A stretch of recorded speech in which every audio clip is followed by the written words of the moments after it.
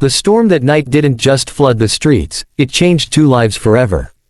Thunder cracked so loud it shook the windows, and rain hammered against the small house like it was trying to break in. Armin tightened his grip on the old wooden door, glancing back at his 6-year-old daughter, Haya, who sat curled up on the couch, clutching her stuffed rabbit. The lights flickered again. "Baba, will the roof fly away?" she whispered. Armin forced a smile, even though worry pressed heavily on his chest. "No, princess. This house is stronger than it looks. Just like you." But truthfully, the house wasn't strong. It leaked in two places. The electricity barely worked. And Armin himself, he was just trying to survive. Ever since his wife passed away, it had been him against the world, balancing two jobs, raising Haya, and carrying a loneliness that no one could see. Then came the knock. A loud, desperate knock, almost swallowed by the roar of the storm. Armin frowned. Who could be out in weather like this?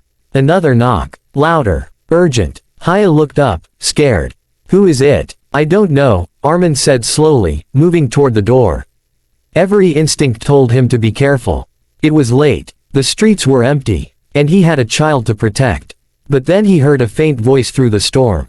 "Please, help." That was enough. He opened the door. Standing there, drenched from head to toe, was a woman. Her hair was soaked, her clothes clung to her, and she looked like she hadn't stopped running for miles. Her eyes met his, tired, desperate, but still carrying a strange strength. "I'm sorry," she said, her voice trembling. "My car broke down, there's nowhere else, I just need somewhere to stay until the storm passes."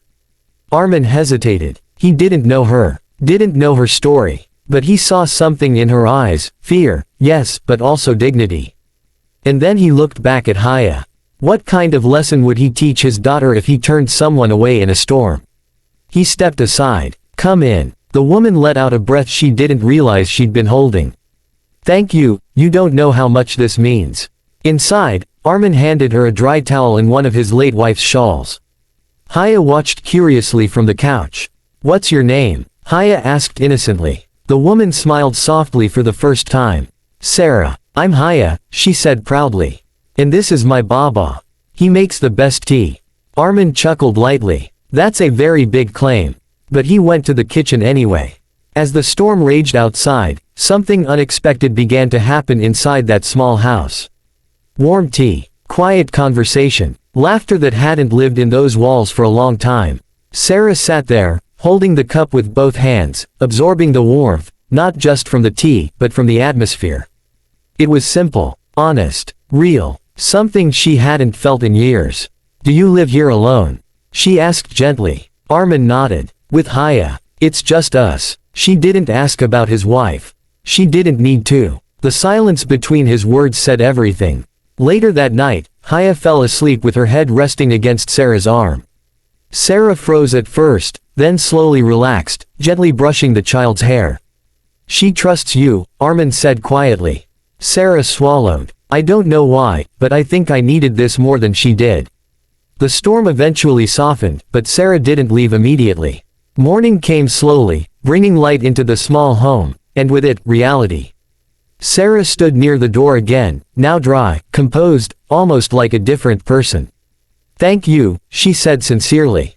"For everything." Armin nodded. "You're always welcome." She hesitated. "Maybe, I can repay you somehow." He shook his head. "You already did. You reminded this house what it feels like to have a guest, to feel alive again." She smiled, but there was something hidden behind it. Then she left. Days passed. Life returned to normal. Armin went back to work. Haya went to school. The storm became just a memory. Until one day, everything changed. Armin was called to a large corporate office building for a delivery job. He felt out of place immediately, the polished floors, the glass walls, the people in suits. He adjusted his worn shirt nervously.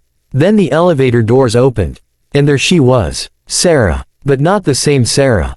This Sarah stood tall, confident, dressed in elegance, surrounded by assistants. The entire room seemed to move around her. Armin froze. His mind struggled to connect the woman from that stormy night, with the powerful figure in front of him.